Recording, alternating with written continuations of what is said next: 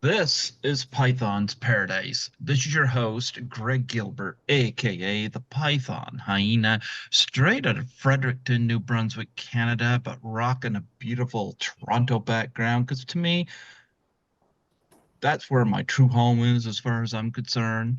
Love Toronto. But folks, here we are on May the 27th, 2024. And about a month, yeah, it would have been about a month ago. A month ago, yes. I was at Chiller in New Jersey. It was my first time in the US and got to use my passport for the first time. I went down there to assist Lisa Langlois at Chiller, a big convention that's been going since 1990, according to their website. So I'm like, wow. So I thought this would be a good one to do. And of course, one of the people that was there that was so happy I made it was Tara Buckman from Silent Night, Deadly Night. And I had Tara on last year, and she was such a delight.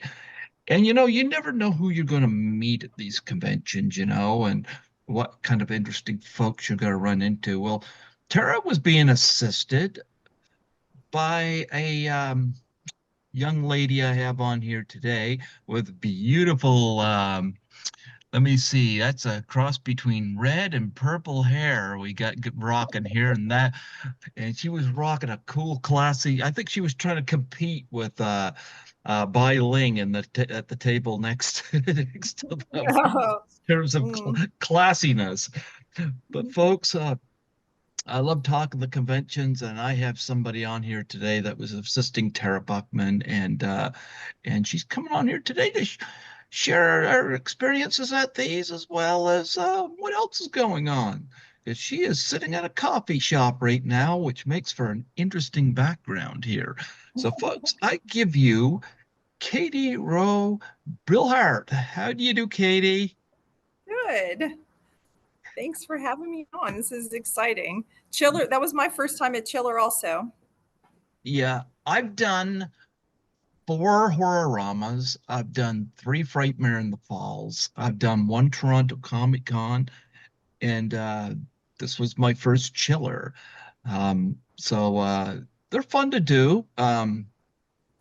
I love doing these with Lisa, but I don't know whether I'm going to do another one in the States, because it's like when I get off the plane in Toronto, I can just get on a subway or a streetcar or shuttle bus and go about my day. I get off Newark in New Jersey and I gotta go through immigration. I stood in that line for over an hour and I was like, oh my goodness, once I got up there, I got through, but still, it's like jumping through a lot of hoops and because I wasn't in New Jersey before, I ended up spending $82 on a cab just to get to the Hilton hotel I had to be at. And I was like, yeah, so I'm kind of in debt right now and I gotta, get that sorted out, but what have you. But I was happy to do the event. Uh, Eddie Micah put me on the guest list because I was there with assisting Lisa and of course Charles Rosenay, who was helping Tara That was Buckman awesome. get set up. Yep.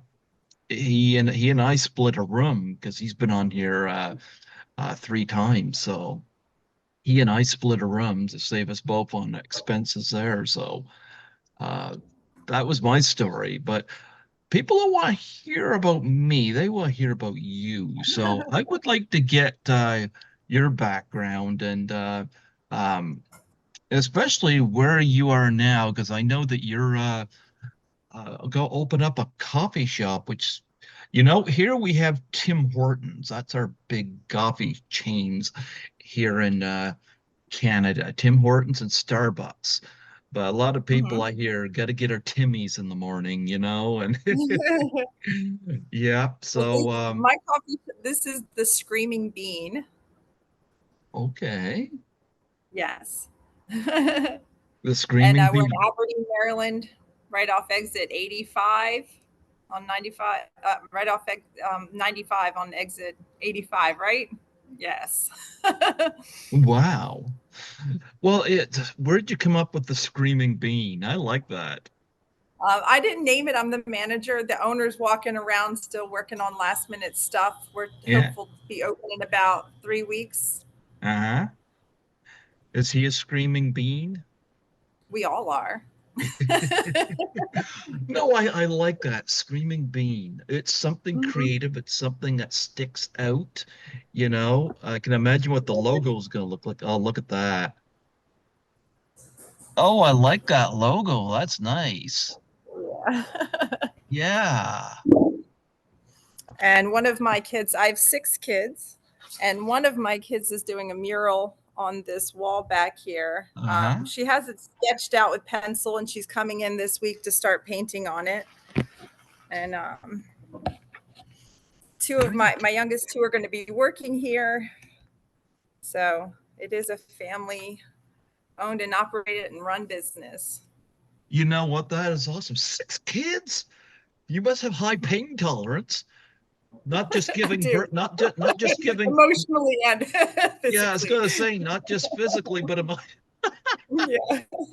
so how many? What's the Yeah. ratio of sons and daughters? I have 2 boys and 4 girls. My youngest is about to turn 15, and then I have a 16-year-old, and then I have my oldest is 30, and I've yeah, and Wow. then I have a 22-year-old, a 23-year-old, a 25-year-old, and then my 30-year-old.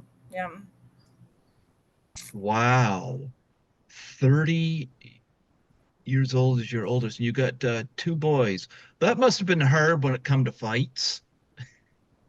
I've told them pretty much if you don't involve me, I won't involve myself. We're going to argue. We all live in the same house. There's 8 of us in here. It's going to happen. But if Yeah, you but just don't involve me, you get 2 boys versus 4 girls, you know, like uh, sometimes I look back and don't know how I got through it because now only 2 live at home. The others have grown up and moved out, graduated high school, and my 2 youngest live at home. They're 15, almost 15 and 16 years old. So it's dwindling down. you know what? I still lived in the house I grew up in till I was 47 and a half. You know, I make a joke that my parents had to move out because they couldn't get rid of me, but yeah. But truth be told, my parents, especially my dad, always said I can stay there as long as I need to, and I worked at our family's spring water plant for 19 years, so um, I have my own vehicle, but I could always travel with dad if I needed to. He had to sell that business when he came down with ALS. He's passed in uh, 2022, but he had it for 8 years. But when he sold the business, they had to move out of my folks' place. So to move into my grandparents' old place where there was less stairs. And so my younger brother was getting the house fixed up to be ready for be sold. So I was the last one to leave there and moved into an apartment here in town. And I was kind of hoping to move to Toronto, but I hear this is happening everywhere, inflation, and I wish somebody would cut the shit and do something about that. But I think the only thing can be done is we need a new prime minister and need a new one fast, you know. Like, because when I hear stories about our prime minister being influenced by Chinese dictatorship, I'm like, yeah, that's not exactly someplace we want to go. And yeah, so I'm hoping that because I haven't voted in years, I'm going to vote this time because because I know who I want in, and I hope he doesn't let us down because we're in kind of dire straits here in Canada. But from what I'm hearing, you guys are in dire straits in the U.S. uh, kind of constantly. Yeah. But there's good and bad with everyone. Yep. So, nonetheless, uh, uh, nonetheless, I worked through the pandemic as I work as a cleaner. I do this for fun, and so yeah. So you got two kids still living at home. Is one of them waiting for you to move out of there so that they can say that they were the last one there? If that's what they want to do. Well, so when you have 6 kids living at home, it was pretty strict and no nonsense. And money was always tight because it was times 8 if we wanted to do anything. And now that there's only 2 living at home, they're like, can we do this? And I'm like, sure. And since there's so much less, I'm not sure if these last 2 will ever move out. I'm not sure. You We know might have to what? do the same thing and just sell the house out from underneath of them and buy a 1 bedroom. One bedroom and you all stay in the same room. I have a 5 bedroom house right now with 2 kitchens and 2 of everything. So it would be nice to kind of downsize a bit. Oh, why would you want to do that? I have a whole bunch of empty bedrooms. I'd rather have a huge living room and change the square footage around a bit. There you go. Well, Yeah. 5 empty bedrooms. All you need to do is say, kids, come back home. For a visit. Kids, come back home. I Occupy love these them rooms. all coming over, but I'm probably not always the easiest person to get to live with when I'm the one dishing out rules and stuff and discipline all day. So What we get along great now rules? that they don't live. Rules. Right. They probably dig your hair. They do. They do. Yeah, I love my kids. We all get along. Yeah. there you go. Now, do they color their hair too? Yeah. Some of them, they've all colored their hair at one point or another. Yeah. I don't know if any of us know our original hair color. Yeah, there you go. Well, what started the screaming bean? Was that like I don't know what you've done in the past in terms of work and what that's led into what you're passionate about, but what started this here? Where did this spring from? Well, it's so cool because actually I've worked in many different restaurants and stuff, and I was working at a restaurant, and one of my friends was always going to these conventions, and I'm like, oh my gosh, it looked like he was on epic episodes of The Love Boat with all these people he was meeting. It was crazy, and I'm like, why am I not off work today and there? And so I said, next year I'm going. Well, next year was COVID. Everything was shut down for at least 2 years. So when it opened back up, I said, I'm going. And I went to my first convention a few years ago at Hunt Valley in Maryland. And my buddy said, who do you want to meet? I said, Patrick Wayne. And so he walked me right over, stood me in front of Patrick Wayne, John Wayne's son. And I was just hooked ever since. And I was hanging out there for the day with my mom. And somebody came over to me and said, hey, we need your help. Can you do this for one of the celebrities? I said, yes, anything. So I went and did an errand picking up photos. And the next day, somebody needed a break and said, hey, would you like to sit with a celebrity because somebody wants to go on a coffee break? And this was my first convention I'd ever been to, ever. And they walked me over and I sat with Kathy Garver from Sissy from Father Knows Best. And when the Father guy does came back know from his coffee best. break, yeah, or mother. And when the guy came back from his coffee break, he said, if you're okay sitting with her, you can stay with her. And I stayed with her for the rest of the weekend. And they gave me my green shirt to be an assistant at the convention, like permanent. And it was only my second day at my very first convention ever. But apparently I'm sometimes charming or something and might have purple hair. There And you go. the owner of that convention is the owner of the Screaming Bean. He's weaning his way out of the convention. So I kind of hooked up with, I didn't know anybody else at the convention. And I just started meeting more people.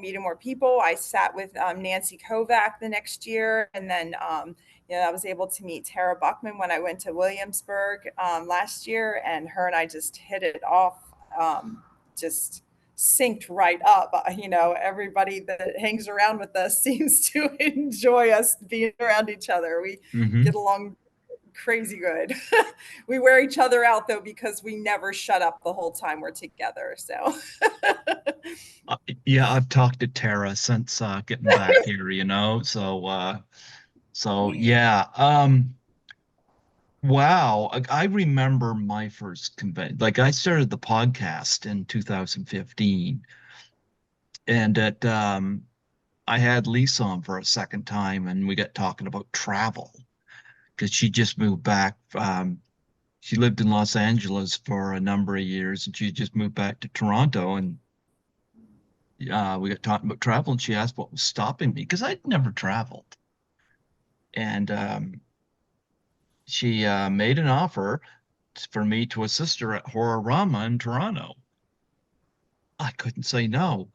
Was yeah. my It ended up being my first time on a plane, my first time on a subway, shuttle bus, all that stuff, and it was like, yeah, I like this, I and experienced something similar to that a couple years ago because since I've had 6 kids and I started kind of early, I had never ever gone anywhere by myself on an overnight trip anywhere in my whole life until about 2 years ago when I went to Williamsburg, which is where I met Tara Buckman. Mhm. I drove like 4 hours away from my house by myself, no kids, nobody, and stayed overnight in a hotel by myself for the first time. And the first night I was crying, saying that like this is a mistake. I'm not supposed to be by myself. And by the second day, I was like, oh, I got this. I love this. I can do this all the time. Oh I was yeah. hooked. Yeah. Well, no, I get the bug on it, and I fell in love with Toronto, and so I might be doing Frightmare in the Falls again this fall. Uh, it's not written in stone yet, but it's certainly in talks. But I but I get the bug, and I really loved it, and it's always uh I'm always indebted to Lisa Langlois for inviting me to that. And so I've done two horror dramas with her. I did one Frightmare in the Falls with her, and then Chiller. Uh, Although they had people there helping her at Chiller, so uh, in a way it was almost pointless for me to be there, but nonetheless, I I overspent as I always do with these. Yeah, I ended up meeting 22 of the guests. That is And so cool.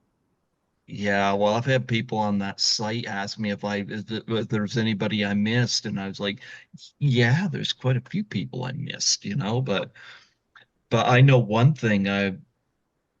Um, I think that they should have credit card tap there because I know one thing it would make it. It got to the point with me because I'd never done a convention in the US. So it was like I thought, well, I'll take $1,000 in US money.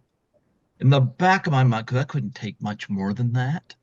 But I was like, I knew full well that wasn't going to be enough. But Right. but nonetheless, I got there, and I know by Saturday it was getting to the point where I was asking people if they had credit card tap, and thankfully there was a few that did. Bai Ling did, so did Charo. Um, it's funny, I went to the Warriors room. None of them had tap. And then, like I pretty much asked everyone in there. And then I get to Dorsey Wright. And I say, well, I'll go give you my card. I've had Apache Ramos on my show 3 times. David Harris has been on twice. Iris Klein, who was not there, but I think she said she'd go be there this fall. She was like, I said to him, I said, I've been trying to see if people had credit card tap, and Dorsey goes, "I have credit card tap." I was like, okay. He's the only one of the Warriors that made any cash off me. Three of them just signed for free for me, but it was like, and so did Tara. Tara just appreciated coming on the show, but it got to the point I was going around and, do you have credit card tap? And I think more should do that. I remember meeting Dee Wallace in 2018 at Horrorama, and I haven't seen this since, but she had a debit machine. Wow. Yeah, that's the first I'd seen that. And she had one there, and that's the first time I was able to That's brilliant. yeah. So I'd never seen that before and haven't since. But as a practice, I wouldn't mind seeing them in corporate because I hate take carrying cash on me. So Mhm. yeah.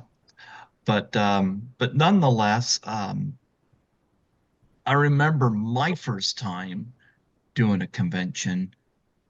Talk about your first time doing a convention, because that first time you're always going to remember. Yeah, I went over and well, so I sat with Kathy Garver, and I was just in awe. It was crazy to sit there with somebody that you watched as a child, even in reruns with some of the ones, I didn't watch all of them. There was Wally and the Beef were there, and Louis Gossett Jr. Like, I'm just walking around just in awe of these celebrities that I can just walk right up to and talk to. It was surreal. And we spent a lot of time watching TV when we were little. I lived in Korea for a while. I've traveled a lot. I'm an Army brat. I was born in Texas, and we lived in Korea. There was one channel that was English, and so we watched a lot of recorded shows and movies on VHS tape and stuff like that. And so there's a lot of old movies, old shows that I've watched that all of a sudden these people are walking right through the room, that it's just it's overwhelming. It's really cool. I was sitting at Williamsburg across from John Provost's Timmy from Lassie, and it's just like Eric Estrada comes strutting through the room with his hair looking gorgeous as always. I've had Larry Wilcox on here. No, I have one of my favorite pictures of Larry Wilcox and me and Eric Estrada, with the two of them each side of me, and that's one of my favorite celebrity pictures. Yeah. Yeah, Yep, I've had Larry on here back in 2017. So yeah, Larry was great. Um, yeah. yeah, but what was it like living in Korea? Oh, I loved it. I loved it. I mean, it was in 82 and 83. I was 8 years old, like 7, 8 years old. But Okay. yeah, I loved it. It felt like, besides going to school, which was on a military base, really everything was like an epic field trip, vacation. Field trips, we would go out to ruins that were thousands of years old and Buddhas covered in moss, and it's just different field trips. So It was awesome. so you and I are around the same age. So I 49.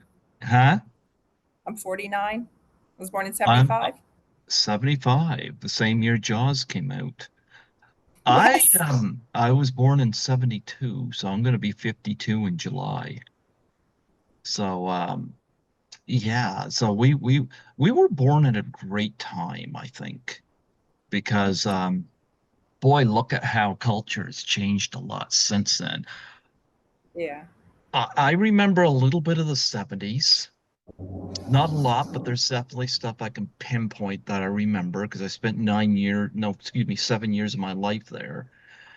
I remember a lot of the 80s and of course 90s. Now we're right up to here.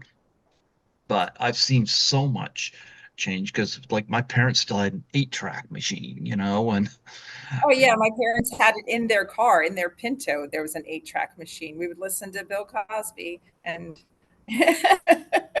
yep. Yeah. Wow.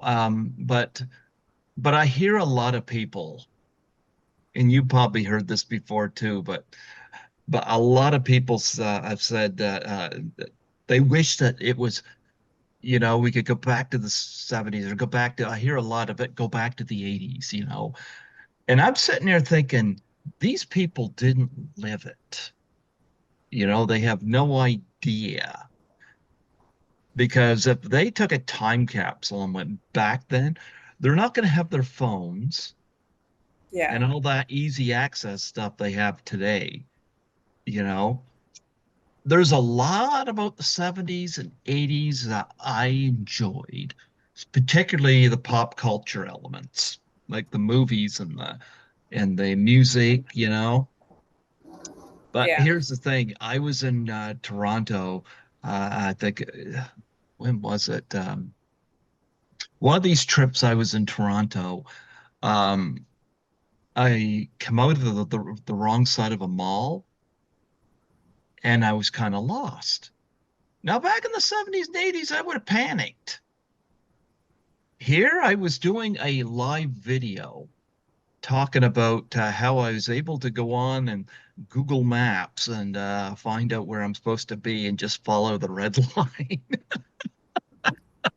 I used to purposely get lost so I could see if I could find my way out. Yeah. You mean like call the kids? No, when back in the 80s, I would go get Oh, myself lost so I could find my way back out again. when oh, when we moved wow. around a lot in the military, my dad always had us get acclimated with the area and know our way around. Like as soon as we moved to a new area, he wanted us to know where we were and how to get around. And so it's just kind of force of habit. And I'm able to break up time spaces pretty well because I all of my 70s memories happened in a certain spot because then we moved in 1980. So if I remember where I was living when something happened, I know like pretty much how old I was and what year it was within a couple of year or so. Mm-hmm. But I've lived in Alabama, Massachusetts, Colorado, Korea, and I live in Maryland. I was born in El Paso, Texas. So El Paso, Texas. There's a lot of people I've interviewed from Texas.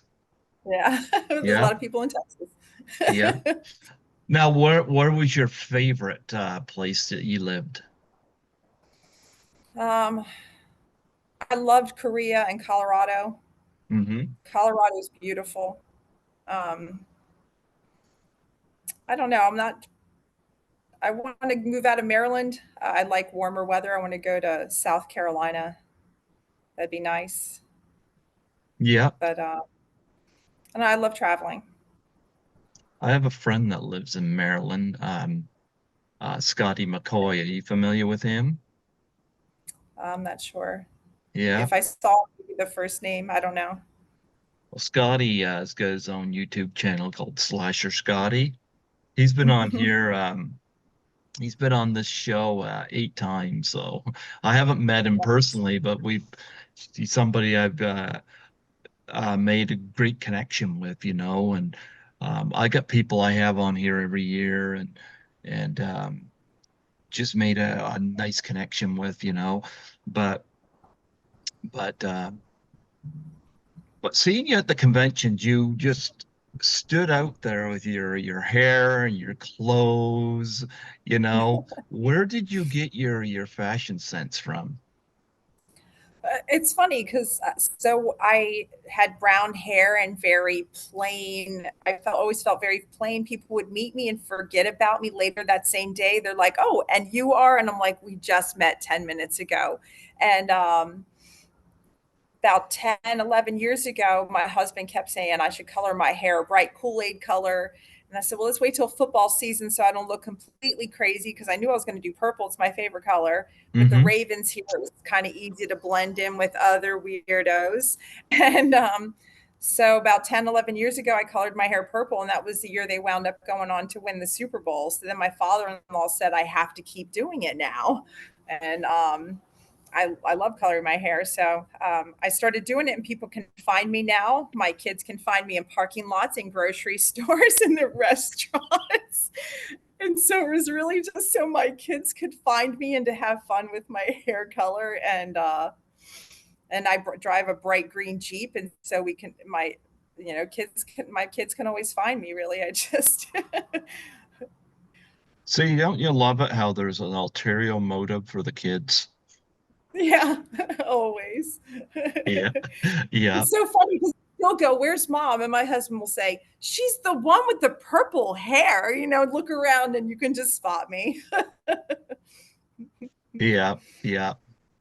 So, talk about well, I know you've talked a little bit about that first convention and working with Garber at that event. Um, how many nights was that? Was it like a weekend thing? Yeah, it was. I wound up sitting with her on her second day, um, and then her and I hit it off. And she said, "You want to come sit with me again tomorrow?" And so I came back to the convention the next day. The convention that year was only about 35 minutes from my house, so I was going back and forth every day.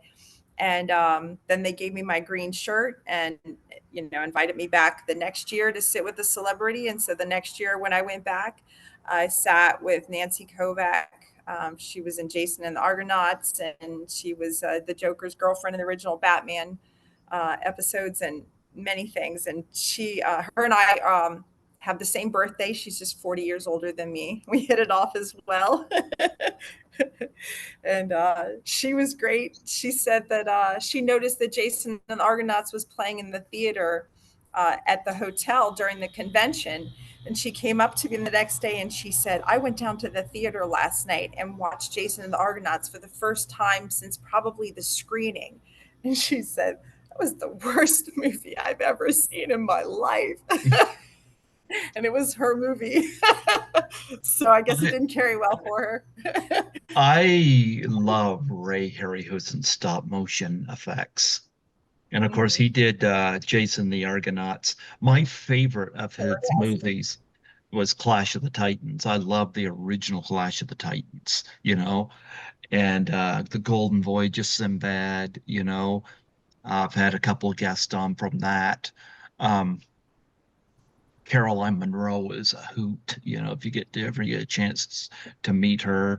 Um, but I love Ray Harryhausen. I like Jason and the Argonauts, you know, but I think for Ray Harryhausen stop motion effects, because he did those all right by hand, he was great at what he did.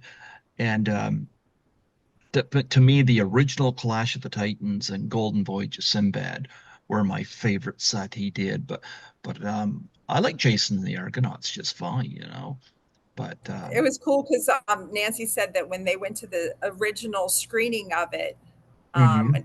for out while they're sitting there, and when it played was when the first time her and her coworkers realized that they dubbed over their voices.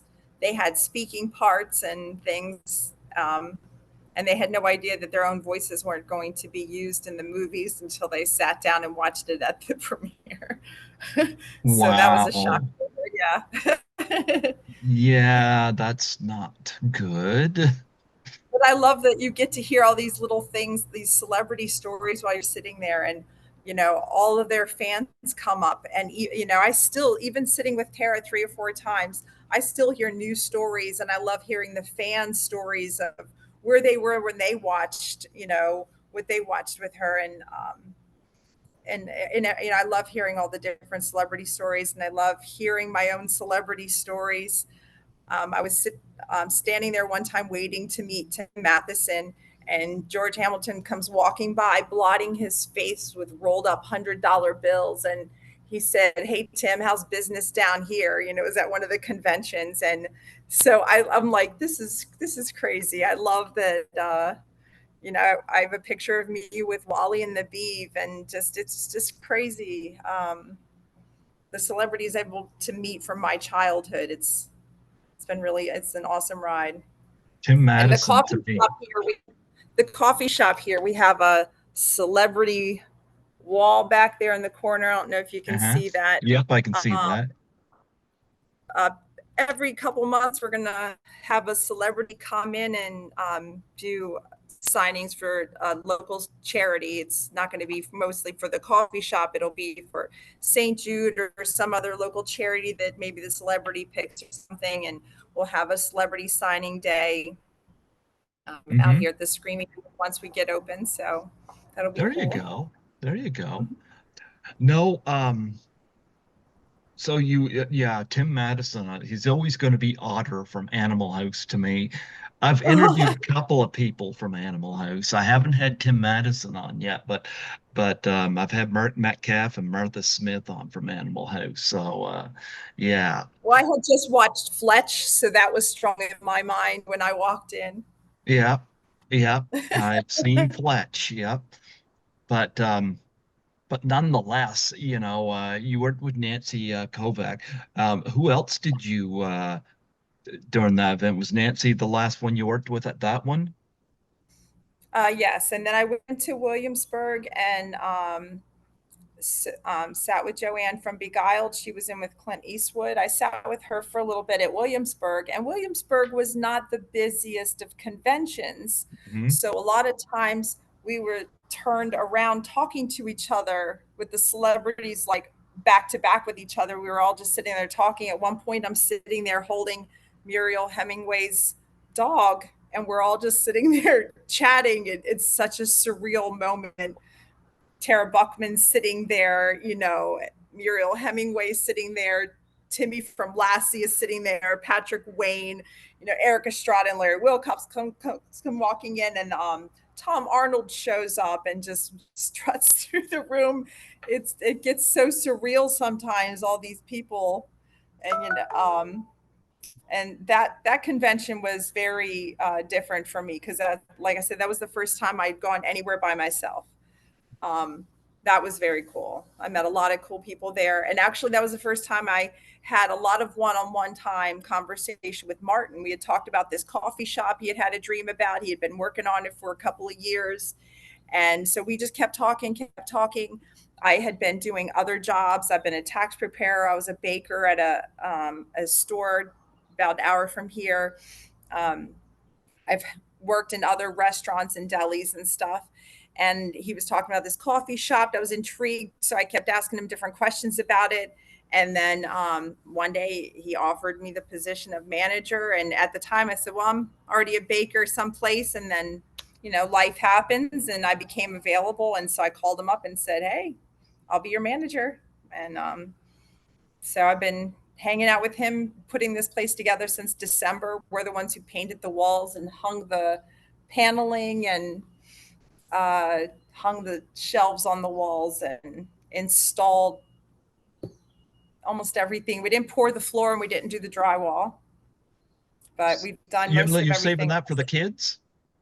And, just trying to save some money and getting it done ourselves and building it. Like the first time I stood in here, we had a gravel ground and no walls, no windows, a rough frame in, and got some pictures of just it being empty. And now we're like 3 weeks away from opening, and I'll probably even put our GoFundMe in the link to this, You go, so yeah, we can you pull some go stuff ahead. together.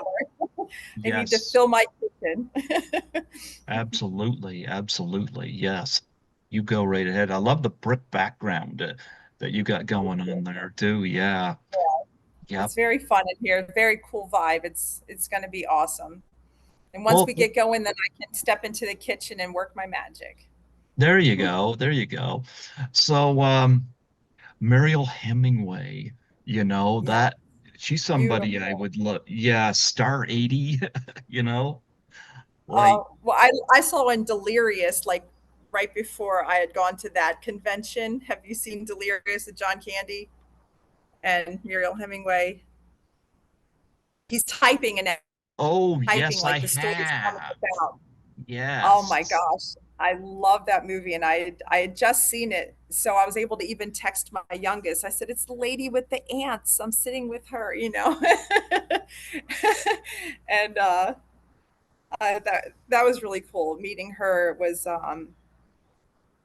you know, kind of starstruck. And then at one point, I'm sitting there holding her dog, and we're chatting about my kids and her she was about to have a grandchild, her first grandchild at the time, I think, and to have these conversations with somebody that I felt like, I grew up with them, I know them, they just don't know me. It was interesting because when I grew up watching Lisa Langlois in movies like Class of 1984, and I remember the first night I arrived in Toronto, and she met me at the Royal Hotel because that's where the shuttle bus dropped people off, and I didn't know where the subway and stuff was. The shuttle bus was complimentary, and they dropped everybody up there off there at Union Station, and that's where the Royal Hotel was. So I was right in front of that, and Lisa met me there out front, and we took a little tour of Union Station there, and she gave me a little brief history on that, and then uh, we met her son at Finn's, which under during the pandemic, which I so sad to hear, but we met there and had something to eat. And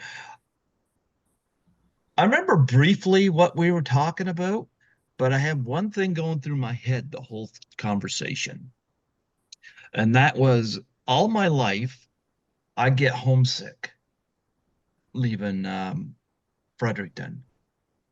Even going a couple cities over, I get homesick. I was like, why the hell am I not homesick in Toronto? I didn't want to come back. And I'm still Oh, trying to plot a way to get moved down there permanently. it'll happen if you want it. That's cool. Yep. Yep. Well, I've had people ask me, said, you must not want to move there all too bad if you wanted to go since 2017. I'm one of these people. I can't jump from one branch to another unless I know the branch I'm jumping to is going to sustain me. I'm like I just can't just do that. I gotta know that I'm making the smart decision by doing this. But it started with Lisa, and I've expanded my brand. She was suggested I do up business cards, and one of my trips down there, I got my passport, and she helped me with that. And I know when I go there, we'll go out to eat, and I save a lot of my to save my scene points for the movies when I go down there because if I have free movies, I ask her, I say, what movie do you want to see? And compared to here, the movie scene there was different. We went to a VIP theater where they serve you wine and stuff. That was a first. Nice. Yeah. And now we just this year, I remember seeing Ghostbusters Frozen Empire, and I was like, what's it mean, recliner? We got recliner seats here. I experienced recliner seats for the first time in Toronto at a movie theater, and now we're getting recliner seats. But uh, but I love Toronto. I love the theater scene. Last year when I went, Lisa told me to make a list of movies I wanted to see, and we try to find them throughout my trip there. And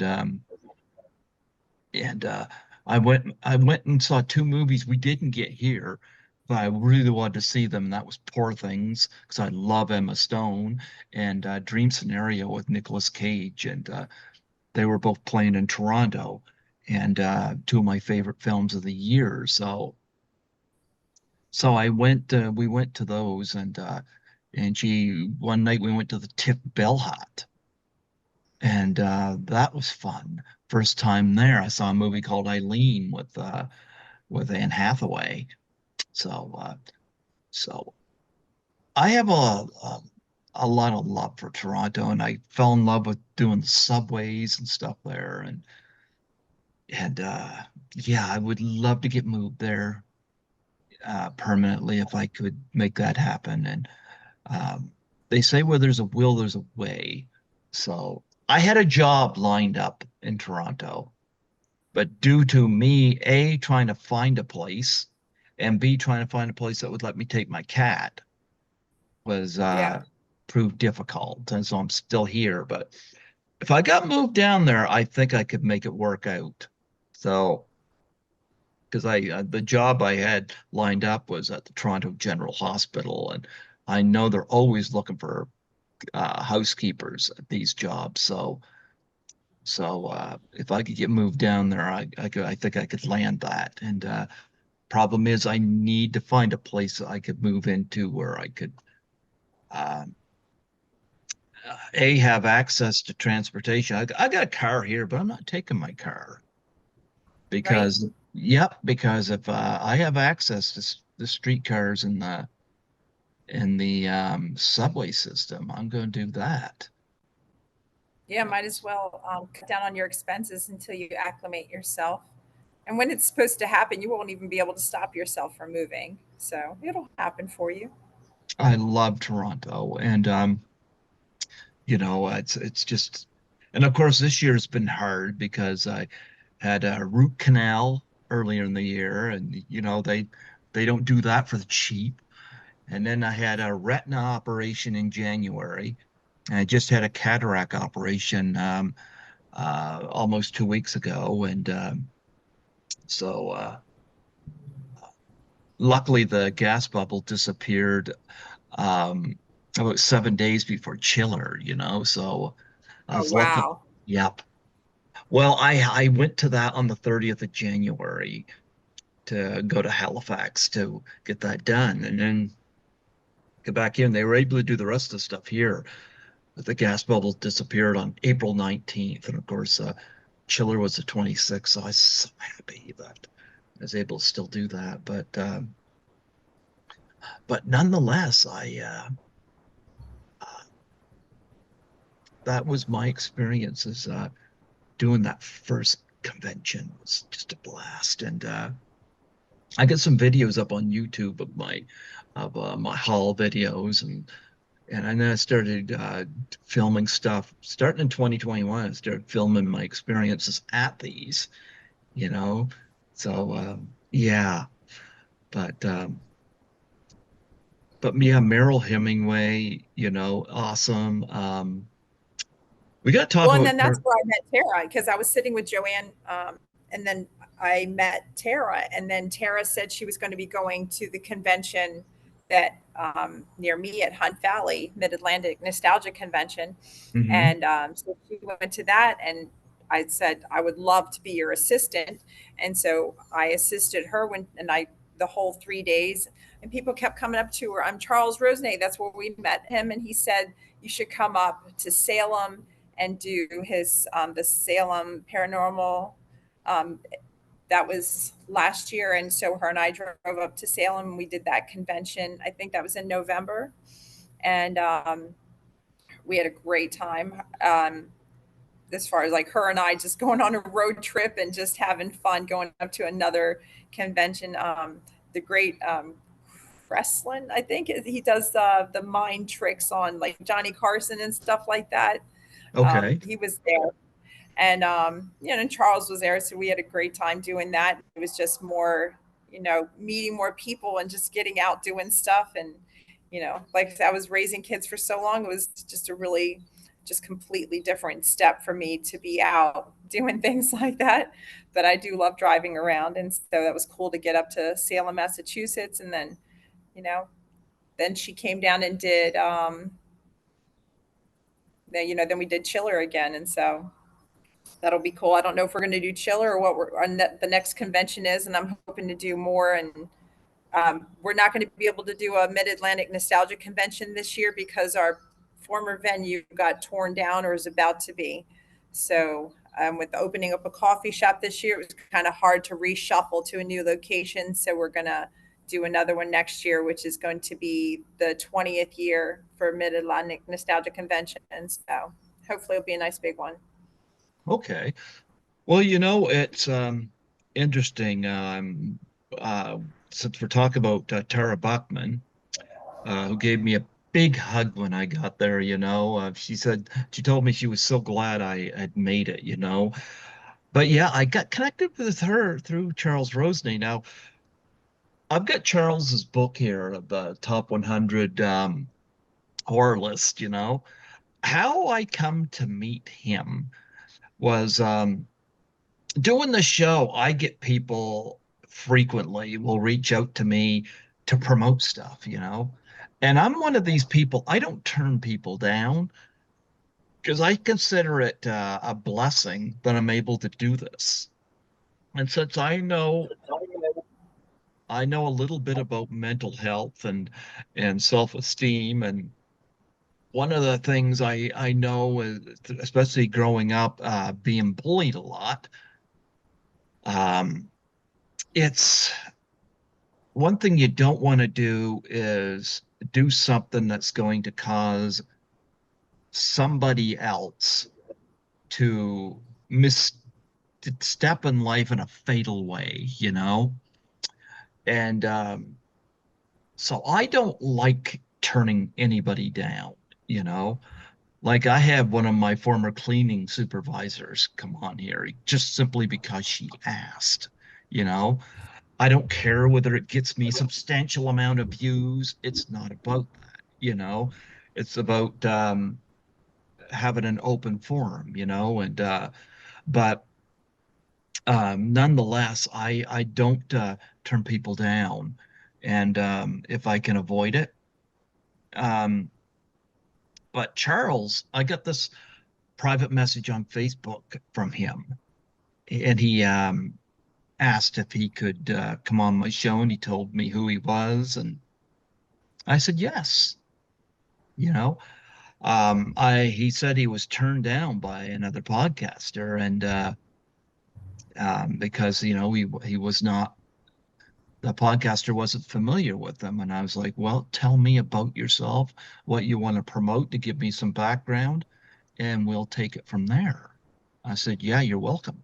So I had him on then, and he sent me a copy of his book signed, and I had him on the following year, and then I had him on in 2023, and I plan to have him Nice. back on again this year, you know. And stop and think about this. Because I was kind to him, when it come time for me to go to Chiller, you know, because I mean, I wasn't going to stay in a room with a hotel with Lisa Langlois because people be talking, you know, and yeah, you know, it's Lisa and I are friends. We're not romantically involved, but you know how things are when, but She so probably needed her own room to spread her stuff out anyway. you know what?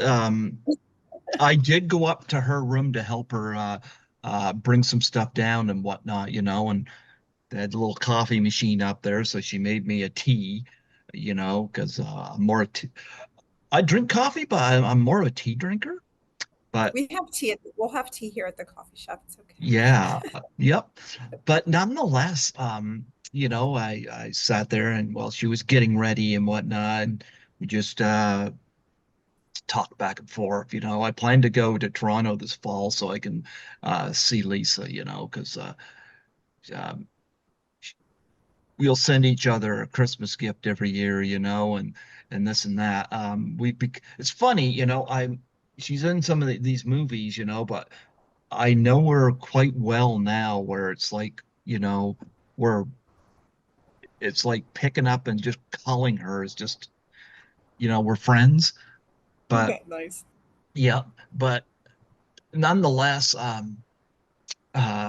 Charles said to me, he goes, would you like to split expenses on a room? And so we did.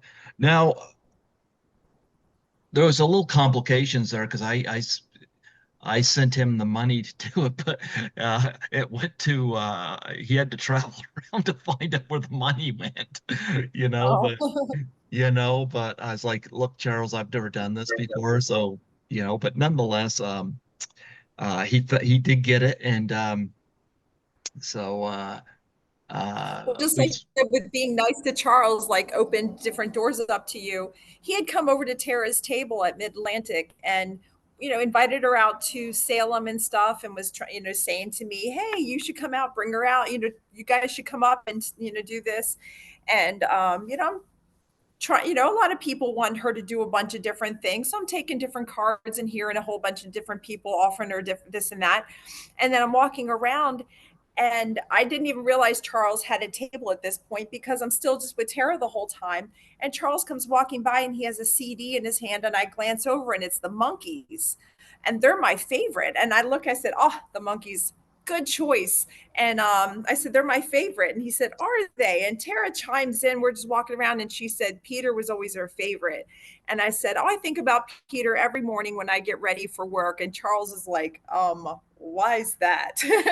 And I said, "Because I'm a baker, and my cookie sheet would used to get caught on my belt buckle all the time whenever I would move it around. And so I had to slide my belt buckle off to the side so it wouldn't get caught on my stuff. And Peter Tork always had to wear his belt buckle off to the side because it would scratch the back of his guitar." And so I said, every morning when I get ready for work, when I slide my belt buckle to the side, I always think about Peter Tork. And he said, "I got something to show you." And he opens up pictures of him with Peter and Mickey and Beatles, and he just knows all these people. And I'm like, "Oh, tell Mickey I said hi." And I tell him that every time I see Charles. I'm like, "Tell Mickey Dolenz I said hi." And so I hope to meet him one day. But just that brief conversation and him just standing there, like, talking, all of a sudden we just all started clicking more and more and more. And Tara and I wound up going to Salem, and then, hanging out with him. We went to Chiller because of him. So Charles is awesome. And I hope, and if Mickey Dolan sees this, hi. Hopefully I'll be able to tell him hi myself. Yeah.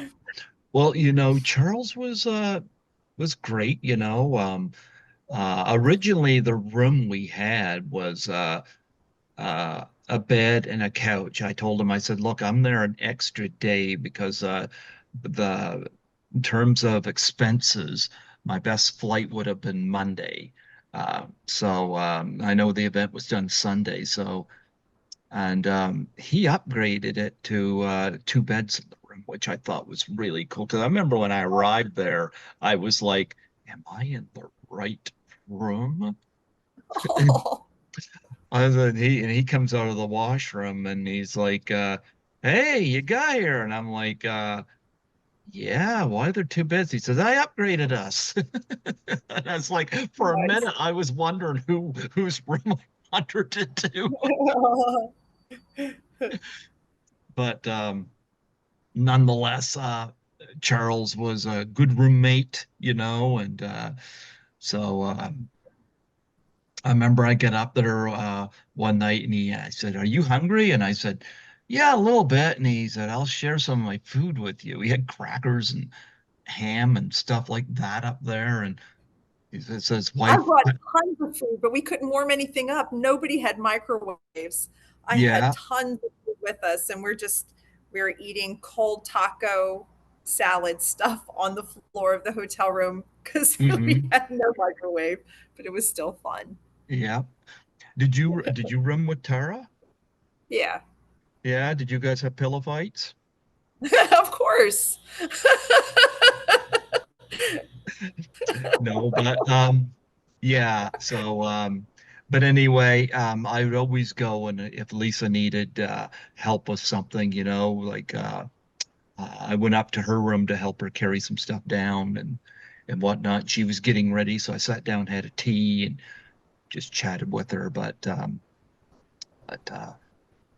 love Lisa, but boy, a lot has opened up for me at these, and Eddie Micah give me a put me on the guest list was really cool too. But yeah, Charles connected me with Tara Buckman. He had asked me, "Have you ever had Tara Buckman on the show?" I said, "No, I haven't." And he says, "You familiar with her?" I said, "Yeah, Silent Night, Deadly Night, Cannonball Run, stuff Mhm. like that." I said, "Yeah." I've had Adrian Barbeau on from Cannonball Run, and of course, they were both in the car together, So I was very familiar. And having Tara on was interesting because I heard a story from her that I've heard before, Whereas she said for the longest time she didn't want to talk about Silent Night, Deadly Night. And Yes. I've heard that from people involved with horror films before. And of course, meeting the fans at these conventions changed all that for her. Yeah. And I'm so glad she had a great time.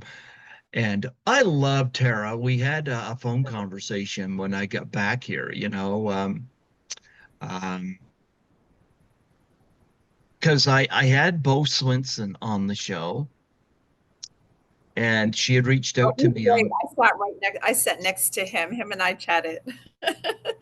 He's fun. That was an interview that didn't go the way I was hoping it would go. Um, he was a nice guy. I mean, I have the interview, but I had all these questions lined up of him growing up in Spain, or no, excuse me, Sweden, growing up in Sweden, being in the military, um, doing race car driving, um, oh, other things he was involved with that wasn't even acting related. And then you get to his acting career and all the people he worked with, from Clint Eastwood to Quentin Tarantino and Fred Williamson a number of times. And he spent most of the interview asking about me. And I don't mind talking about myself, but there comes a point where the people listening want to hear about the guest. And then he had to chime off there because his granddaughter was there doing something. And I'm sitting there thinking, wow, I did not get out of this interview what I was hoping to get out of it. And Tara contacted me one night, and but she reached out to me when I announced I'd had Bo on. She asked how it went, and we got talking about it, and Bo's communication and whatnot, and she loved sitting down talking to Bo as well. But anyway, but nonetheless, I had him on. But Tara and I had a really long phone conversation. We chatted and whatnot, and I just remember her saying to me, she said, "I'm so glad that you come to the convention because you didn't know whether you were going to or not." And you said because I think I had told her, I had the operation and I had to make sure the gas bubble disappeared so I could be free to fly out. And so I remember Tara gave me a big, big hug when I got there, and it was just really cool to see her. And I made a joke with her. I said, "Did Adrian Barbeau drop you off here and then take off without you knowing?" Yeah. So, and she signed, I gotta say that she signed 3 freebies for me, which she didn't have to do. But Tara was awesome. Let's talk about how awesome Tara Buckman is. She is. She is. It's so funny because the first convention, when she saw Silent Night, Deadly Night pictures were on her table when we got down to, she's like, why are these even here? Nobody's going to know this. Nobody knows me from this. Nobody's going to remember this. I was barely in it. It was just the mom and blah, blah, blah. And then she realized that all these people were loving it, coming up and telling her stories. And she didn't know that there was a poster, a trading card. I don't know if she has an action figure, but all these things, and that she was just she's still learning more and more about it. Every time we go to a convention, her and I find something else about the movie that she didn't even know, and it's really cool. Tara is awesome. You know what? Sean Clark, who represents a lot of talent at these events, Sean had told me that he had booked, um, oh, who was it? Jason Patrick. He booked Jason Patrick at one of these events, and Jason just came on as a client. And Jason had all of these stills from these movies, they had done. And Sean Clark said, "No, Lost Boys." And he's like, "Yeah, but I was in this, this, and this, and this, and this." And Sean said, "No, Lost Boys," because he knew what people were going to come up and want. Lost Boys. And sure enough, Sean was right. I mean, Sean booked Jamie Lee Curtis for her first convention. So, I mean, Sean knows what he's Wow. talking about. Yep. I've had Sean on here a couple times. Great dude. But, but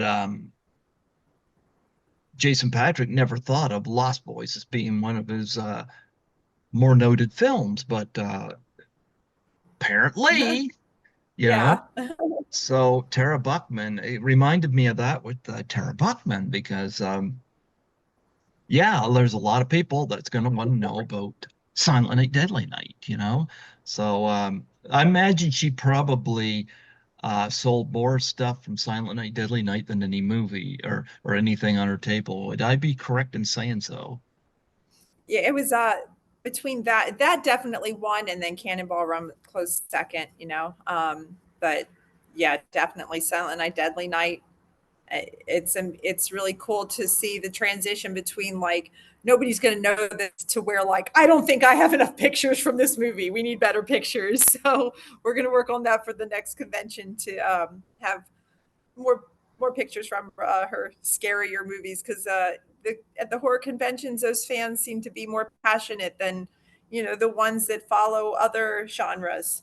So Well, Lisa said something similar before she started doing any of the conventions. Like she was in Toronto and there was a screening for Deadly Eyes there that I think it was she and Leslie Donaldson were both in, and they were invited to the screening.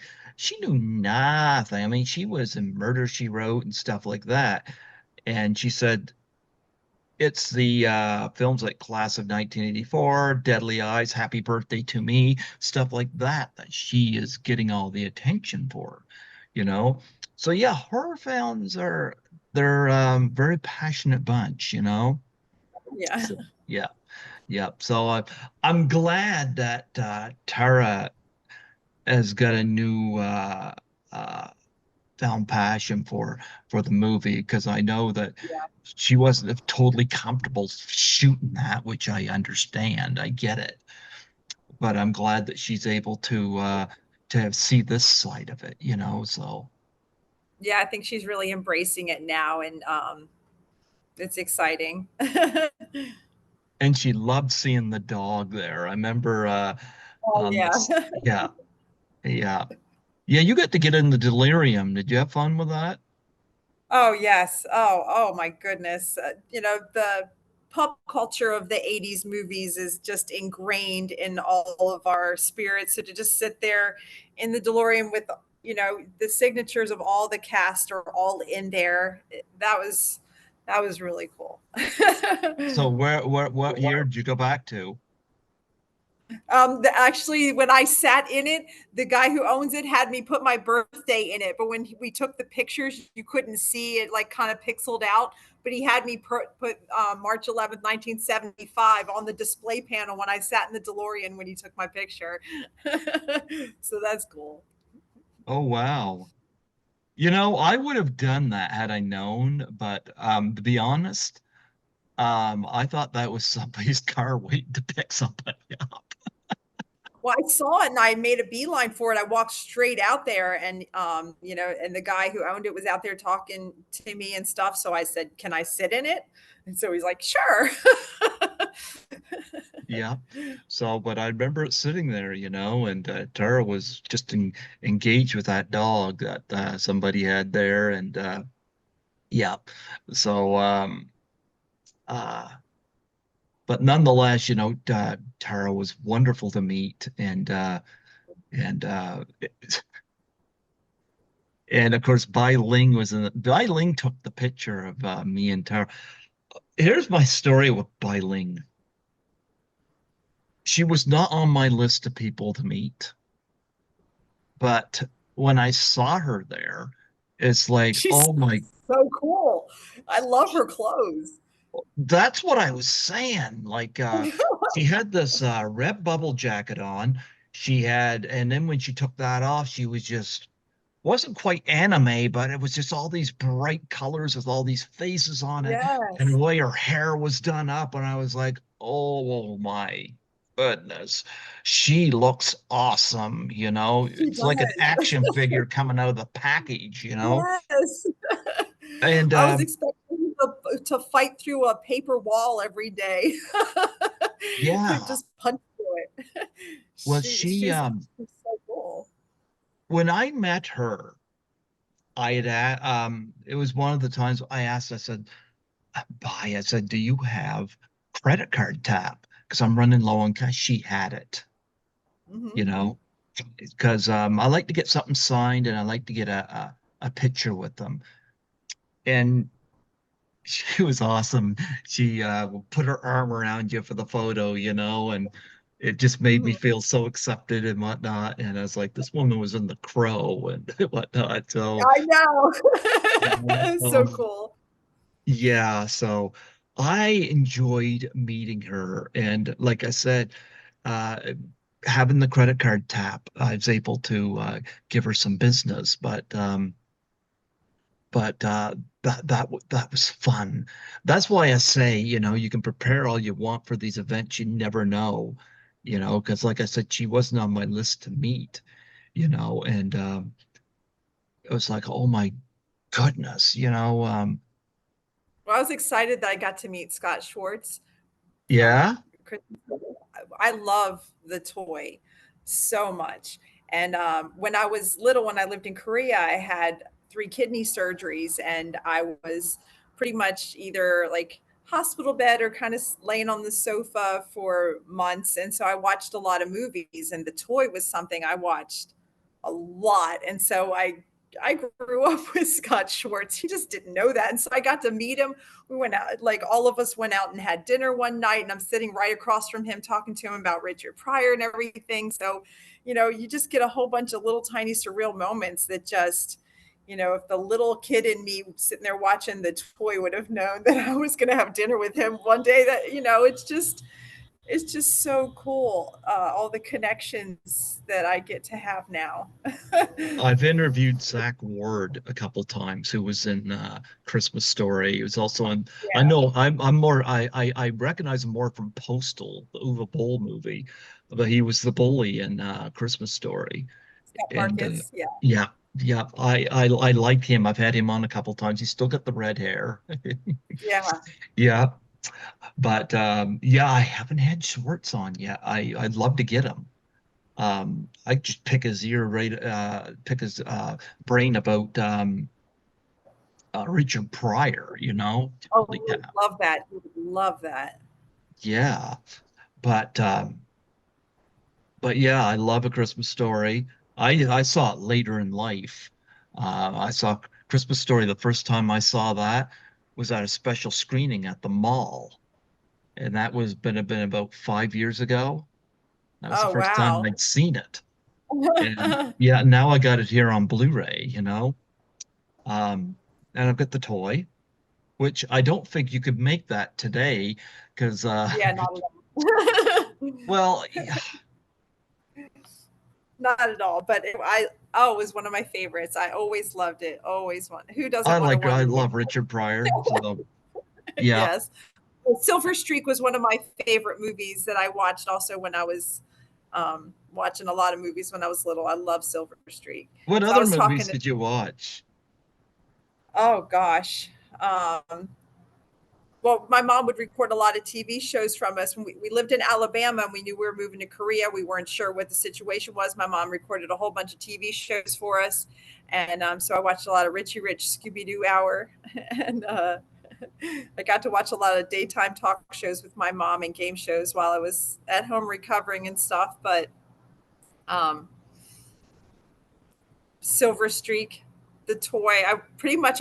I'll find a movie that I like and then I watch it like 50 to 100 times. I can tell if they change the soundtrack. Hmm. So, Yeah, absolutely.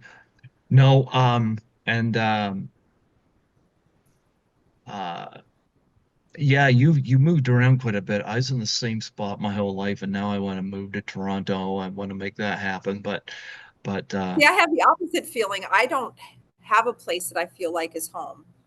You said you hmm feel homesick when you leave, and yeah, I've moved around my whole life, and So I don't, when people say, where are you from? I'm like, well, currently I live in Maryland. It's really pretty much all I know how to say. I Hmm. don't know where I'm from. I was born in Texas and I currently live in Maryland. Oh, wow. Born in Texas. Okay. Okay. Well, but yeah, Biling was fun to meet. You got any stories being at the next table from her? I went over and hopped in the seat next to her every now and then and would just chat with her and tell her, I liked her outfit. And I would just talk to her about her clothes and stuff like that. And or I would just go sit next to her at her table, or so she could go and walk around and do something. I would just go sit at her table so she could walk around. But she was really nice. She's so cool. Her outfits were so flashy. I love flashy outfits, and she was just Yep. fun to sit next to. Who all did you get to meet at Chiller? um, Bruce McGill. I went over and I Animal wanted to House, yeah. yeah, I wanted to, well, I knew him from MacGyver and from Quantum Leap. And then I just watched the Jack Reacher series. I was very excited to meet him. Very. Um, and I had to go over and meet him twice because my first conversation with him, I was like, nope, that didn't sit well with me. So I went back over and wanted to chat with him again. I could have hung out and chatted with him all day. And then, Bo Swenson was sitting next to me. Um, and then the two guys that were Tara's sons from Silent Night, Deadly Night, I got to meet them. I didn't get to meet too many people because I stayed with Tara the whole time, and I get to socialize so much there. I don't feel a whole lot of want to go walking around too much. I would Hmm. love to have met more celebrities. William Catt, I would have loved to have met him. I walked into a room when he was there, and sometimes I still get overwhelmed when I see a celebrity and I just can't walk right up to him sometimes. And I saw him and I was like, I kind of got nervous and turned and started walking straight. And then Mr. Strickland was sitting at the end from Back to the Future. So it's like, I turned and then saw a principal figure. So I was like, nope. You know what? Here's my advice for you on that. I never get hesitant to walk up to them, and I'll tell you why. Number one, if I'm there with Lisa, I tell people, I'm here with one of the talent, and I mention who I'm there with, and I mention what I do. I'm a podcaster, and I give them my card. And I met William Catt on the Sunday. That's when I got a picture and autograph and stuff. But Saturday night, as he was closing up shop there, I walked up and I introduced myself to him, and I just told him who I was. Very polite, and he was quite tickled that I'd interviewed the grocery boy from House, that he was in. So, and I'd done two or three interviews from Carrie, like, but nonetheless, I had no issue walking up, and if somebody wasn't too busy or whatnot, and he was just closing up there because I know he was quite busy all weekend, but uh, I hope he's I at a would have convention that I go to again because I would definitely take the time to go meet him. I very much wanted to. I got overwhelmed, and when I turned around, he was gone for the day because that was the Sunday. But another thing I would recommend you do is get business cards done up, especially of the Screaming Bean, I because have them. if they're ever there, they'd Yeah. have a place where they could stop off. Yeah, think about that.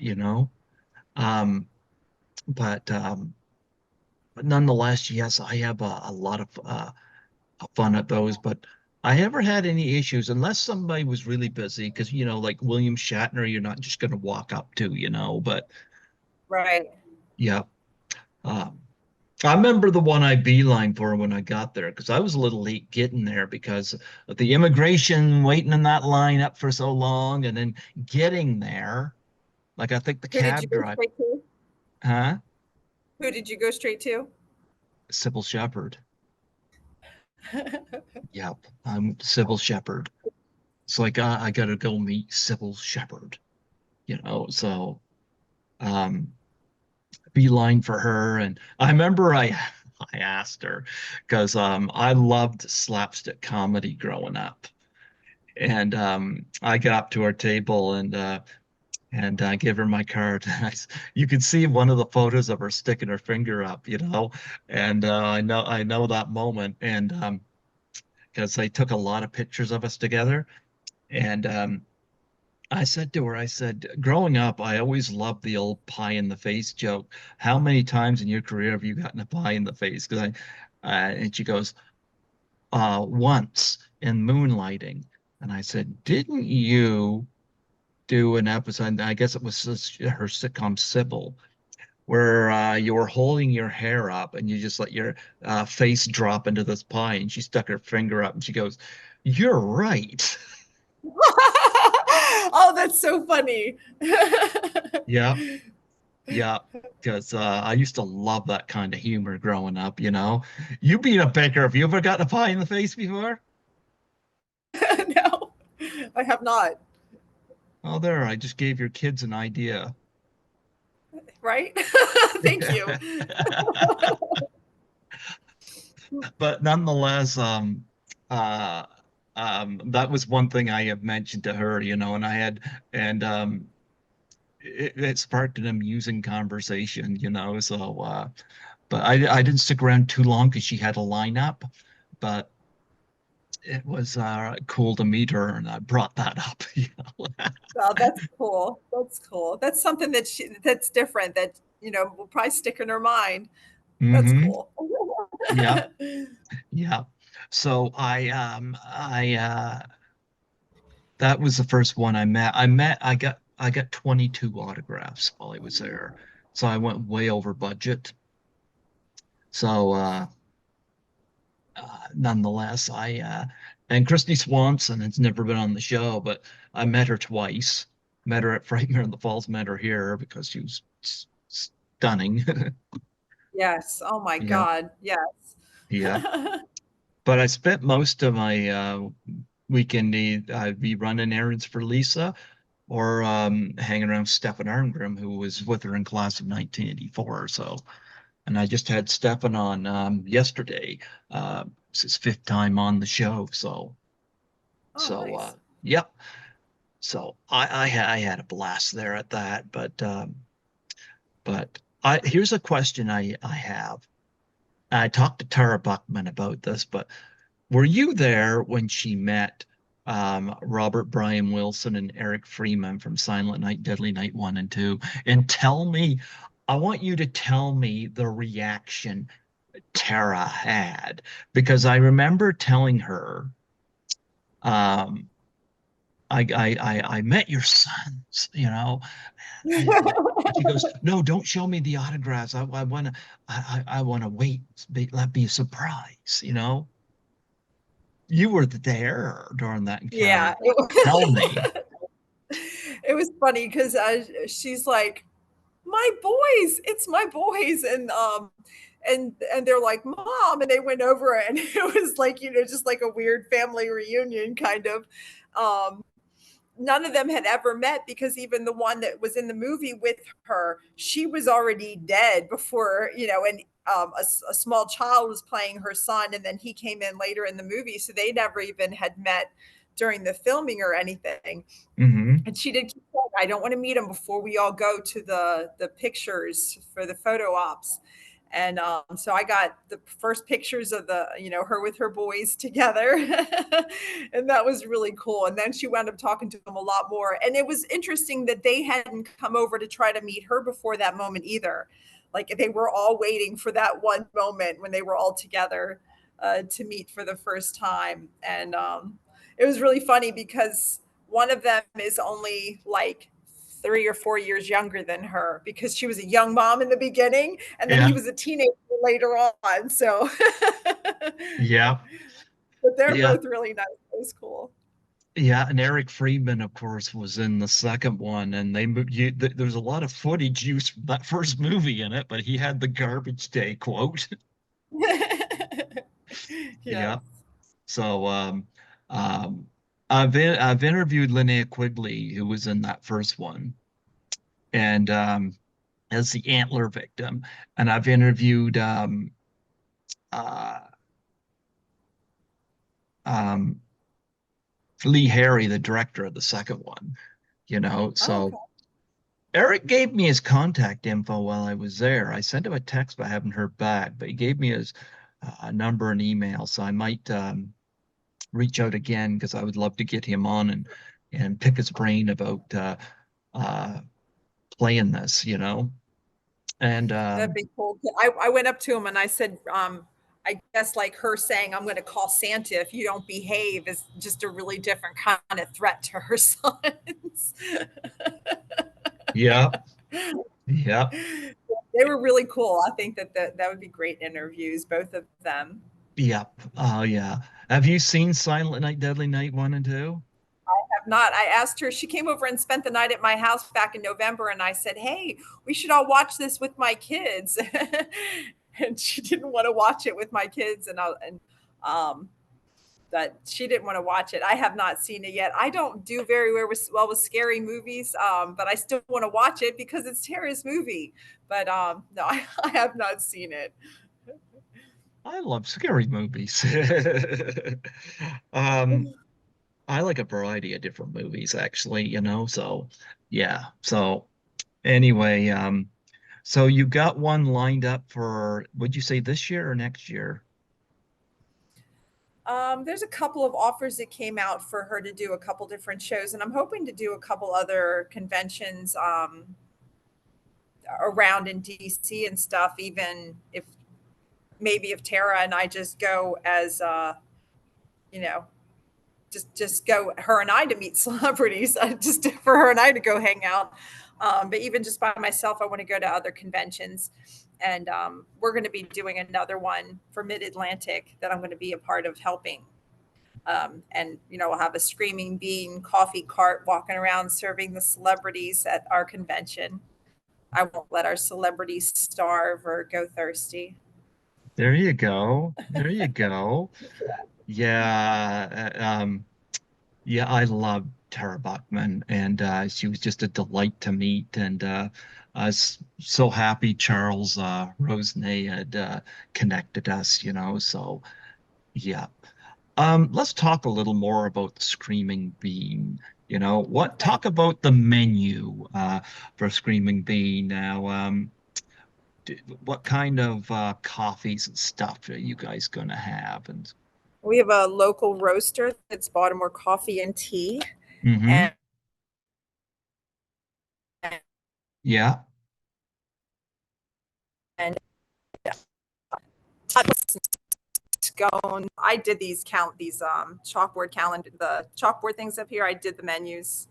Oh, it looks The artwork. great. Thank you. Yeah. And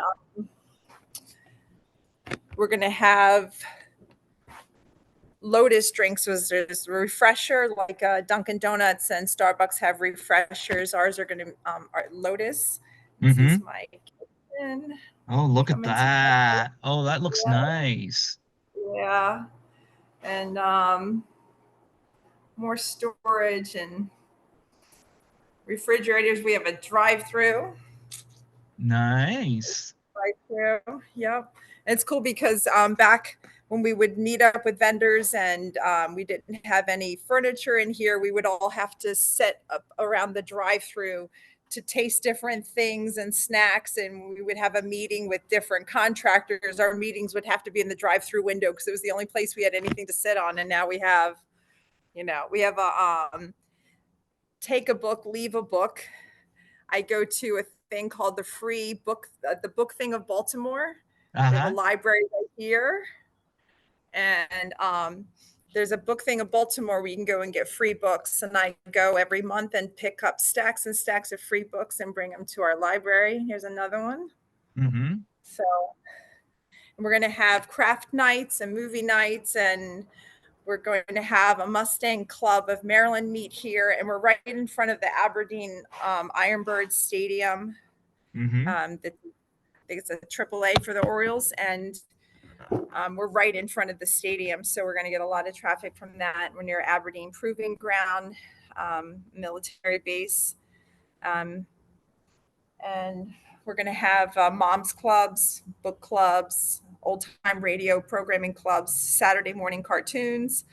Um, really anything we want to do, it's ours. We're not corporate. We can do what we want. There you go. There you Yeah. go. It's one of those Saturday morning cartoons could be Fritz the cat. Yes. The owner, Martin, even used to have a cat named Fritz. That was like one of his cats. You know what Fritz the cat is. Yeah, we're going to have lots Yeah, of. that's not a kid's movie. Well, we will do it. We're going to have old time in the evening shows too. Yes, Yeah. we'll have Felix the cat Saturday mornings. Yeah, Fritz the cat would be like a late night Yes, yes. or heavy metal. Wow. No, that's a beautiful setup. So how many like in terms of the food and drink, talk about some of the what how many different brands of coffee do you have? We're gonna probably have coffees from two different roasters, Zeke's Coffee and Baltimore Coffee and Tea, and then we have a Lotus drink, and then we have a line called Huel Berries, which Huel is just like a meal supplement, more of a like a replacement with all the vitamins in it and stuff, and it's all natural. Mm-hmm. Uh, and we even have outdoor seating. Oh, nice. Oh, I love it. They're Yeah, blue. yeah, and a Yeah. big parking lot to have our Mustang clubs and um, there's a motorcycle club that wants to meet here like once a month. So we're going to have paint nights and I like anything we that can you got think all of. these plans. Yeah. Yes. Yeah, that should draw some good traffic in for you as well. So you're 3 weeks away from opening. Yes. Nice. So what do you have for food there? Yeah, you mentioned the drinks. You got like cookies, donuts, and stuff like that. Yeah, we're going to have pastries and we're going to have pockets. We're not calling them wraps, we're calling them pockets. Other people in the area call theirs wraps, and so we're not the same. So, We're so folding them different, so we'll call them something different. do the pockets come with Um, pants? not if they're ladies. Not if the ladies' pants don't have pockets. We're gonna have some soups, in the winter time and stuff. There's going to be a bit of a menu that's kind of grab and go stuff, Uh-huh. quick and easy things. Mostly focusing on the coffee, but the kitchen is going to be where I'm not a barista. I'm the manager, and I'm going to run the kitchen. So, a lot of fun play, a lot of fun kitchen foods. I can put a link, and then we have a lot of pictures in our menu and stuff like that. Um, it's hard to get it all in my head running through it because we haven't been able to assemble our kitchen and run through the whole each individual item yet until we get a bunch of approvals from different contractors and inspections and get things taken care of, and then we'll get our kitchen up and running. Yeah. So how long do you think before Tara Buckman is in there? uh, Hopefully about 3 or 4 weeks. Maybe she'll make it out for the grand opening or shortly thereafter. You think Charles will get out there? Oh, I'd be insulted if he wasn't, and he can bring Mickey too if he wants. I'll allow it. Yeah.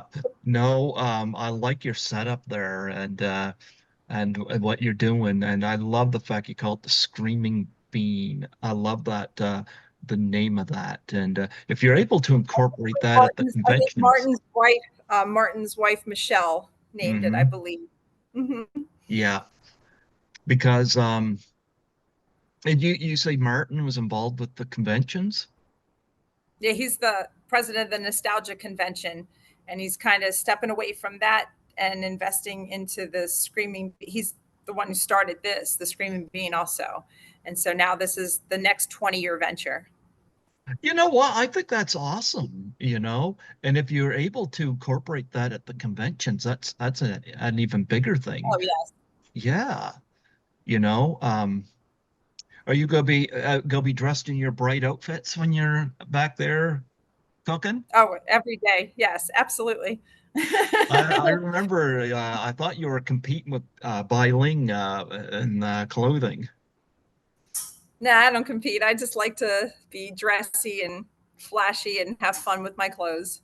You know what? I think that's awesome. That's why I went over and met you when I did. You just showed right up there. Where do you get your clothes at? Thrift stores. You know what?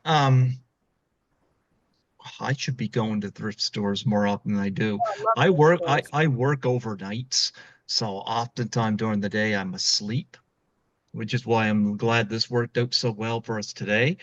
But it's amazing that even go like I do a lot of my grocery shopping at the Dollarama here. I'm amazed at the stuff I find there. That's quality, Mhm. like stuff that you can use. It's it's a great stop for me, the Dollarama. We do have a thrift store. I should go in there more often. Like it's been a while, but I should go in there. Because whenever I'm thinking buying clothes, I'm always thinking, oh, where do I go? And I go to the mall, but I'm like, we do have a thrift store here, and it's not too Yeah, far I love away. finding. I love finding different things, older things. Things nobody's wearing. Put them together in different ways with different things that they maybe weren't originally intended for. But I like having flashy clothes. Well, I'm going to tell you, you looked great there at the convention with the pants you had on, like everything was just like I think you and Bai Ling were competing. Well, and this is my Jeep, so I don't like to be subtle. Look at that. I love that. My favorite color is green. So And I have a lot of my ducks. I don't know if they're ducks? all lined up in front of my dash on my Jeep. Okay, what's the story with the ducks? Oh, I think it started as a Canadian thing. Somebody in Canada started doing this. This lady just put a duck on a Jeep, like, "Hey, I like your vehicle. Just wanted to drop you a duck to cheer your, hope you're having a great day." And it kind of caught on, and now it's a duck thing with putting ducks on Jeeps. I'll put ducks on anybody's vehicle, though. I'll give them to anyone. Um, I also keep matchboxes and Hot Wheels in my Jeep. So if I find a car that looks like one of the ones I have, I'll put that on their vehicle. And so I'll duck people and put Hot Wheels and matchboxes on people's cars. So what about Tara's car, her and the Barboa mobile. I know Oh, I keep saying that to her. Uh, I would love to duck that Lamborghini. Yes. yeah, absolutely, absolutely. Are you nervous about opening the shop up, or is it just a casual thing for you? No. Uh, yeah, running a kitchen and doing like, yeah, I don't, I'm not nervous about anything. If I can control it, I'll take care of it. If I can't control it, there's nothing to get nervous about. So when it Mhm. opens, it's going to be great. And we have everybody kind of assigned to do different things that are like in their wheelhouse. I love working in the kitchen, and Martin's going to keep everything going on the paper end, and we'll have baristas coming in here with their craft, and it's going to be great. Yeah, are you going to have a whip on hand to crack for the kids when they show up there? No, I just have a look that raising six kids, it scares grown men. My Yeah, two boys are 6 foot something, and if I flinch at them, they'll still flinch back. there you go. There you go. So how many of the kids are going to be working with you? My two youngest are going to work here from the beginning. Even my 16-year-old, she's even serve safe for working in kitchens and stuff. So I imagine it's well. Then one of my other daughters is doing the mural.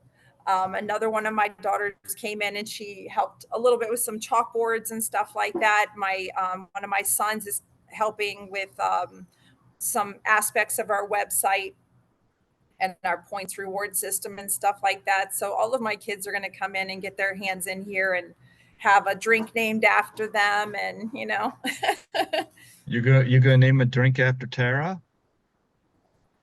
we'll have to see what. Yeah, something with a lot of energy. You gonna have a Yeah. drink after Charles? Oh yes, probably tea. I'm not sure. There you go. There you My go. favorite drink is. There you go. There you go. Is there anybody at the conventions that you really want to meet? I do really want to meet Mickey Dolenz. The Monkees. It's the only concert I've ever been to. It was the 30th reunion tour in 1996. Unless you want to count like Disney on Ice. um, but I love the Monkees very much. I love the Monkees. I would love to meet Mickey. I would love to meet Mickey. That's my number one. Yeah. Have you told Charles that? Oh yes. He said that he should be working with Mickey this summer. Um, if Mickey's still not feeling well, I hope he gets better. He had laryngitis last week. He had to miss out on his show, but I'd love to meet him. Yeah. There you go. Well, meeting the monkeys, what about the apes? You gonna meet the apes? Turns out it was Earth the whole time. It's fine. Wow. Oh, this is awesome. I love it, hearing stories about people that entrepreneur their way to success, and you seem to get a great hang on this, you know. Were you always cooking like since you were young? Like who got you into cooking? Um, Actually, I remember the first time I cooked a meal for my family, I was in second grade. Our teacher gave us an assignment to fix dinner. And I came home. My mom said, "What do you want to cook?" And I said, "Fried chicken, mashed potatoes, stuffing, vegetables, biscuits." And she was like, "Okay."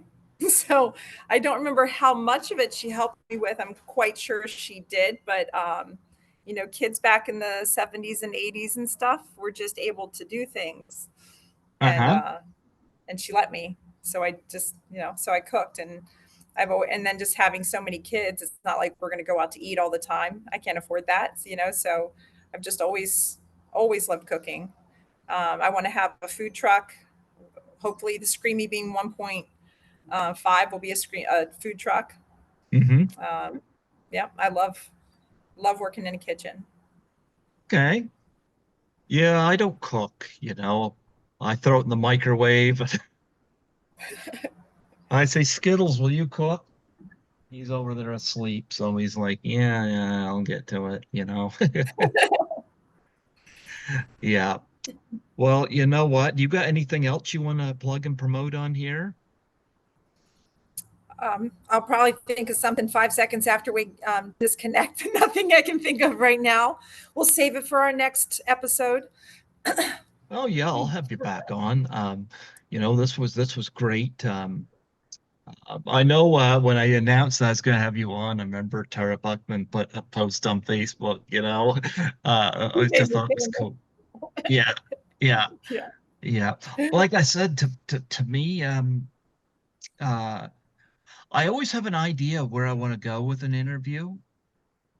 I know with Bo, it didn't go quite where I was hoping it would go, but I had him on, so that Maybe was you can have great. a follow-up interview. I don't know. I've heard he's done this with people before. I understand he wants to get to know people or whatnot, but the audience wants to get to know him because he's a lot more fascinating than me. But nonetheless, with this, I had an idea of what I was going to go into with you, talking conventions, and I knew when you said you were going to do this at the coffee shop, I knew there was going to be a great visual. Because I know if I have my natural background, you just see how what a mess my apartment is, you know. But um, but nonetheless, I love the visual part of your coffee shop, and I love the name, the Screaming Bean. What a great name for the coffee shop. And Yeah. Yeah, and you seem to have a uh, an idea of what you want to do with it, and like have a food truck, and I love the fact you're going to bring your family in on it, which tells me you guys have a very close dynamic together. And Mhm. with the connection with, would you say Martin? Yes, Yeah, connection there with the conventions. I mean, that's another outlet, where you could take this. And I think it's really cool that he brought this up to you, and you're able to make that happen. I think that's wonderful. And so a lot of people love their coffee. So yes, and you're in a great location, as I understand there. So I think that uh, this is a recipe for success. So I absolutely. And we're going to have more than coffee. So if you don't drink coffee, you can come in and get tea and snacks. And so yep, it'll be abs good food. Yep. absolutely, absolutely. And plus, you have a cool looking Jeep with ducks in it. Yes. You Yes. keep all your ducks in a row. I try. Do they ever slide around on the dash? Sometimes I have a double-sided sticky tape that I have them. Sometimes they're just squished in together. Yeah. Sometimes a couple of them have melted a little bit and now they just won't go anywhere. Cops ever pull you over and say, "What the?" No, I don't get pulled over. No, I can imagine. I imagine that. Did you get out of the vehicle? It's like a clown car. You know, my ducks get out. There you go. There you go. Well, you know what? It was wonderful. You gotta, get your web page up and whatnot and going, and we're connected on Facebook. So I'll put you on the roster for next year and have you come back on there, and maybe you'll have more convention stories and Oh, yes. Been getting yeah, updates. and this will be I think it's fantastic. I think this will be great, and I want to encourage you to keep going with this, and Oh, absolutely. yeah. And next time you see Tara Buckman, give her a big hug for me, Yeah, Tara is awesome, and Mhm. so so happy to meet her, and I hope to see her at another one of these. So yeah, yeah. We'll be around. Yeah, I don't know. I said that chiller's one and done for me in the US, but then again, I remember saying when I was young I was never going to travel, period, because I get homesick, and now I want to move to Toronto. So There you go. who knows? I'm not gonna say never, so There you go. no. So, but I was glad to be able to do chiller because I've heard a lot of stuff about it's got a good reputation. So it's been going a long time. So I'm glad I was able to do that one. So Me uh, too. That was my first. That was really cool. That was nice. absolutely. Well, folks, stop by the Screaming Bean in Maryland and get Katie here to whip up something delicious for you, Yeah. Um, Absolutely. absolutely, absolutely. Well, you know what? I bid you a wonderful day, and yeah, You I too. keep in touch, and when this is ready, I'll send it to you. It'll be unlisted on YouTube for a while, but unlisted or not, you'll be able to still post the link. So I'll Okay. yep, yep. Right now, none of my 2024s is public yet, so I I like to have I don't put stuff up right away. I had this conversation with somebody, and because before Chiller, I had a guest on April 19th, and then I hadn't had somebody on until I had Bo Swinson on May 11th, So I mean, there was lots, and sometimes I have quite a lot of people in at one time, so I never know how that's going to go. So I always make sure I have a back catalog, because Oh, to time them off. But I always send the link to the person, and I always permit them to share it on their social media or website or wherever they want to. So you're very nice. permitted to do that. Okay. Yep, There you yep. go. Yes. So you have yourself a wonderful day. I'm going to get You you to do a too. plug for my show before you step off. Just Okay. state your name and that you're the manager of the Screaming Bean, and say you're listening to Greg Gilbert on Python's Paradise. Okay. I'm Katie Brilhart, and I'm the manager of the Screaming Bean. And I'm sorry, what was uh, what was the well, I'm on with Greg Gilbert for with Python Paradise. Yep. Ah, there you There you go. go. There you go. And we love you, Tara Buckman. We know you're going to Yes, we listen to love you, this. Tara and Charles, and hi, Mickey. Yeah. Yeah. Yeah. Maybe you can get Tara and Adrian Barbeau to do like home deliveries when they with that Lamborghini. Oh, that'd be a cool Uber commercial or something. I had Barbeau on back in 2015. I have never met her, but but I think it's cool to have both females from that car on, but I love Tara. I've gotten to know her a little bit, and she's wonderful. So, Yes, and I hope you continue to work with her and I will. continue to strengthen that relationship. Yes. Yes, and with Charles as well. So, anyway, I bid you a great day. It looks good there. Keep the Thank purple you. hair, keep the style going, and Okay. yeah, get the kids whipped into shape. Yes. I hope to see you at more conventions. Maybe I'll get up to Toronto. You know what? I'll see what I can do. Right now, like I said, I gotta heal my bank account after that trip, but I was glad to do it. You only live once here, so Mhm. I'm glad I have that experience. So there you go. Yeah. Yep. Well, But you you have a have good day. yourself a chill day. You take care. Okay. God Bye. bless. Bye bye.